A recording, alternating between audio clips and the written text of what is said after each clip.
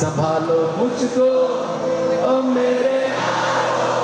দীর্ঘ প্রতীক্ষার অবসান, আবারও ঢাকার মঞ্চে দক্ষিণ এশিয়ার জনপ্রিয় কণ্ঠশিল্পী আতিফ আসলাম। এক নজর দেখতে তার সঙ্গে গলা মেলাতে যেন ভেঙে পড়েছিল জনসমুদ্র। হাজারো কণ্ঠে একসঙ্গে গাওয়া প্রিয় গানগুলো যেন পরিণত হয়েছিল এক অবিস্মরণীয় সুরের উৎসবে।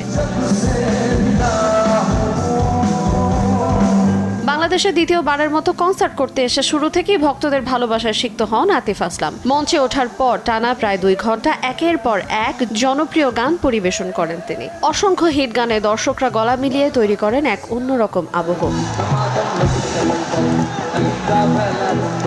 শুধু গান নয়, পুরো কনসার্ট জুড়ে ছিল আতিফের প্রাণবন্ত উপস্থিতি। কখনো দর্শকের কাছে গিয়ে অটোগ্রাফ দেয়া, কখনো হাসি, কখনো হাত নেড়ে শুভেচ্ছা জানানো সহ সব মিলিয়ে শিল্পী আর ভক্তদের দূরত্ব যেন মিলিয়ে যায় এক মুহূর্তেই। পুরো ভেন্যু রূপ নেয় এক অনন্য সঙ্গীত উৎসবে। স্যান্ডেলিনা সো, রূপচর্চায় আভিজাত্য।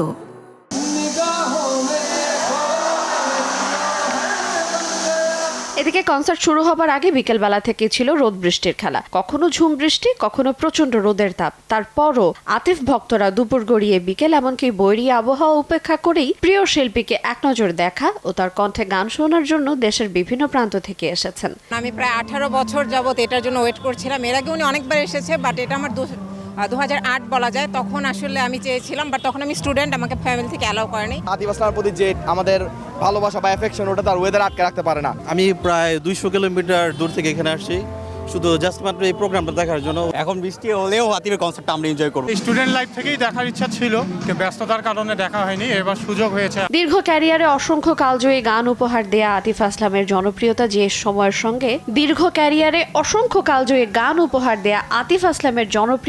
সময়ের সঙ্গে একটুও কমেনি, সেটাই যেন আরো একবার প্রমাণ হলো ঢাকার এই কনসার্টে। 2 ঘন্টার এই সঙ্গীত যাত্রা শেষ হলেও দর্শকের হৃদয়ে রয়ে গেল অসংখ্য স্মৃতি, গানের সুর আর আবারও আতিফকে ফিরে পাওয়ার অপেক্ষা।